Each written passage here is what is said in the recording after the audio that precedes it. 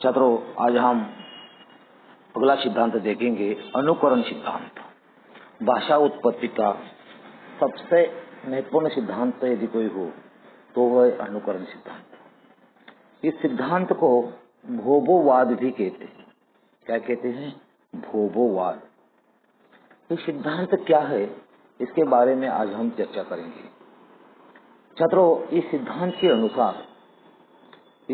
के अनुसार मनुष्य ने पशु पक्षियों आदि की ध्वनियों को सुना और उसका अनुकरण करने का प्रयत्न किया। जिस वस्तु से जैसी ध्वनि निकलती और वह ध्वनि जो है सुनकर उसका नाम जो है उस शब्दों को आदमी ने दिया, ऐसा अनुकरण सिद्धांत कहता है। और कहा जाता है कि इन ध्वनियों का अनुकरण पर नाम रखकर धीरे धीरे पूरी भाषा का निर्माण हुआ, ऐसा अनुकरण सिद्धांत हमें बताता है। परंतु छात्रों,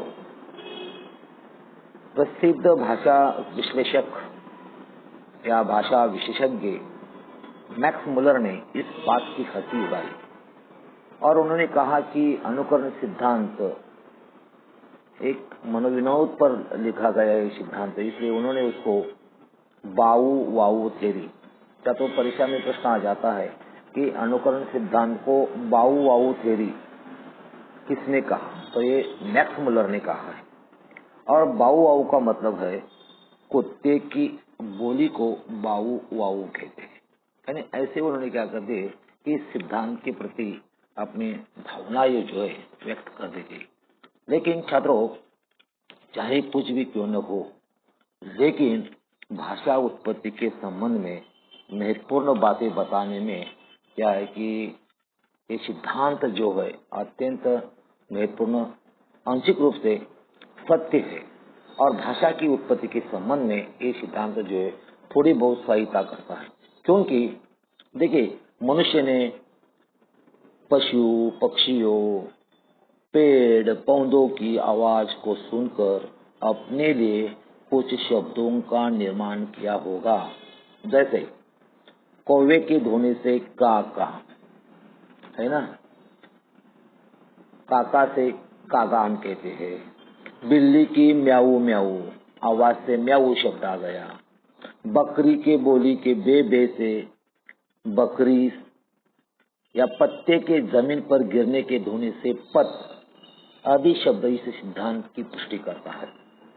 इसलिए कहा जाता है कि प्रारंभिक रूप में आदमी जहाँ जहाँ जिस ध्वनि के संपर्क में आता, उस ध्वनि के आवाज को सुनकर उन्होंने वही नाम दिए होंगे, ऐसा ये सिद्धांत जो हमें बताता है। और अनुकरण करना आदमी की छात्रों सहज प्रवृत्ति है। हम भाषा का, वेशभूषा का, एक दूसरे का अनुकरण करते हैं।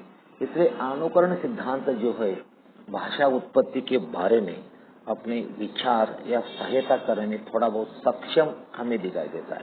लेकिन फिर भी इस सिद्धांत के विरुद्ध कई बातें जो है दिखाई देती है। इसलिए क्या सबसे पहले रेनन ने इस सिद्धांत का विरोध करते हुए कहा कि यह मानना हास्यास्पद है कि मनुष्य ने पशु पक्षियों की ध्वनि के अनुकरण द्वारा भाषा सीखी, यह अकल्पनीय है, ऐसा रेनन कहते हैं। और वह कहते हैं कि जब पशु पक्षी ध्वनि करते तो मनुष्य मूलतः ध्वनि नहीं करता था। प्रश्न चिन्ह निर्माण कर दिया गया कि पशु पक्षियों की ध्वनि वो सुनता है तो आदमी ने ध्वनियों को खोज नहीं निकाली, एक प्रश्न चिन्ह है। इसलिए वो क्या करते हैं कि रेनन इस सिद्धांत का विरोध करते हुए कहते हैं कि इसके लिए कोई ठोस आधार जो है नहीं है, ऐसा रेनन मानते हैं। दूसरी महत्वपूर्ण बात इस सिद्धांत के प्रति यह है कि किसी भी भाषा में अनुपात की दृष्टि से अनुकरणात्मक शब्दों की संख्या बहुत कम है। अतः इस प्रकार के शब्दों से ही कोई भाषा निर्मित नहीं हो सकती। ऐसा कहा गया। और तीसरी इस सिद्धांत के विरोध में यह बात कही गई है कि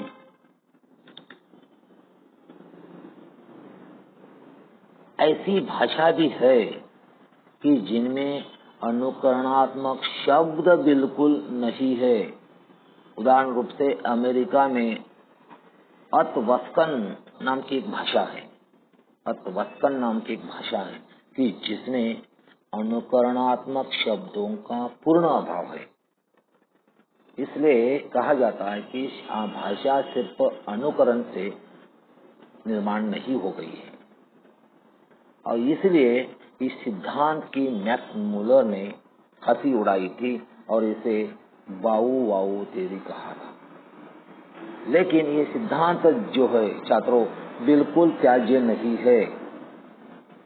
वस्तुस्थिति यह है कि सिद्धांत पूर्ण रूप से भाषा की उत्पत्ति का सिद्धांत प्रस्तुत नहीं करता, परंतु भाषा की समृद्धि में इस सिद्धांत की सक्रियता असंदिग्ध है।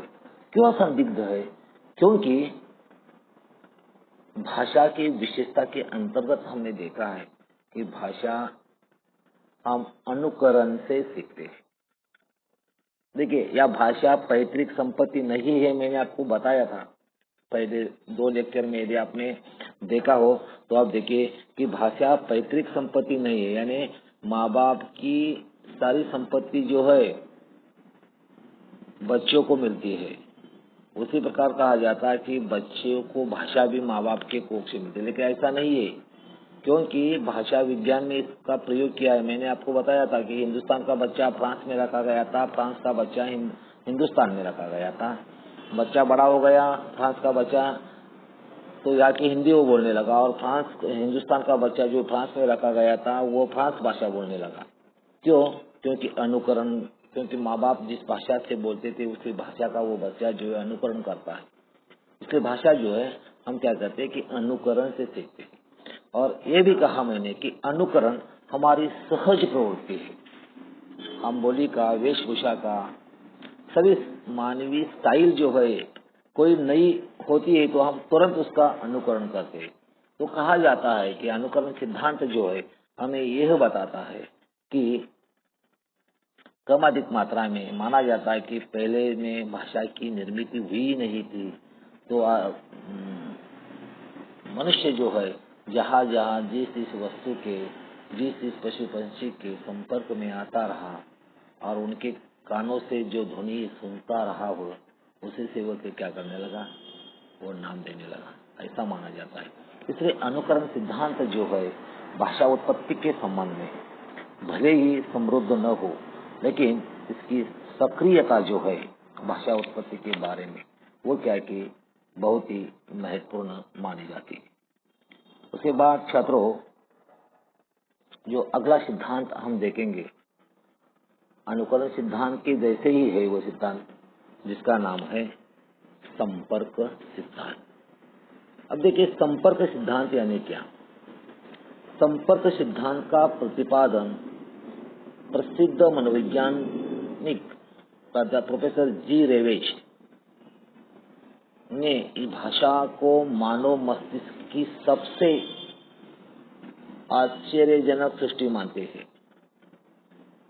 इस सिद्धांत का जो प्रतिपादक है रेवेज कहते हैं कि भाषा को मानवीय मस्तिष्क की सबसे आश्चर्यजनक सृष्टि वे मानते हैं। उन्होंने संपर्क सिद्धांत का प्रतिपादन करते हुए कहा कि भाषा एक साधन है, भाषा एक साधन है जिसके द्वारा आदेश दिए जाते हैं, इच्छाएं व्यक्त की जाती है, आदेश दिए जाते हैं, इच्छाएं व्यक्त की जाती है, वस्तुपरक और व्यक्तिपरक दृष्टिकोण का संकेत किया जाता है तथा संप्रेषण को उत्तेजित करने के लिए प्रश्न पूछे जाते हैं। इनका उद्देश्य पारस्परिक संबंधता होता है। भाषा रूप, साधन, उच्चारित ध्वन्यात्मक प्रतीकों के सारे क्रियाशील होती है। इस परिभाषा में भाषा के विकास पर प्रकाश डाला गया है।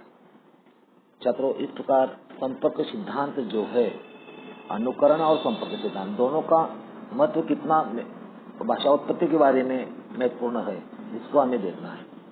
छात्रों, संपर्क सिद्धांत के अनुसार संपर्क का अर्थ है सामाजिक जीवों से आपसी संपर्क रखने की प्रवृत्ति।